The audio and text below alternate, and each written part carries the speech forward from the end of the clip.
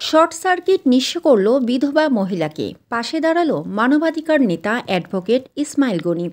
মোহাম্মদ আজগর আলী, ফটিকছড়ি।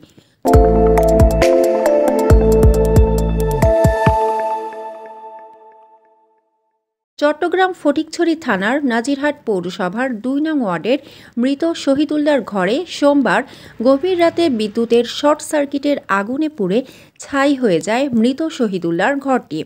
ঘরটিতে শহীদুল্লাহর বিধবা স্ত্রী তার ৩ কন্যাকে নিয়ে বসবাস করতেন। শহীদুল্লাহর স্ত্রী ও কন্যাদের চিৎকারে আশপাশের মানুষজন ছুটে আসলেও ততক্ষণে টিনের ঘরটি পুড়ে ছাই হয়ে যায়। ঘরে থাকা কোনো তৈজসপত্রই বের করা সম্ভব হয়নি। নগদ টাকা, চাল ডাল সহ নিত্য প্রয়োজনীয় জিনিসপত্র মুহূর্তেই পুড়ে নিঃস্ব করে বিধবাকে। রাতেই খবর পেয়ে খুব ভোরে ছুটে যায় মানবাধিকার নেতা অ্যাডভোকেট ইসমাইল গনি।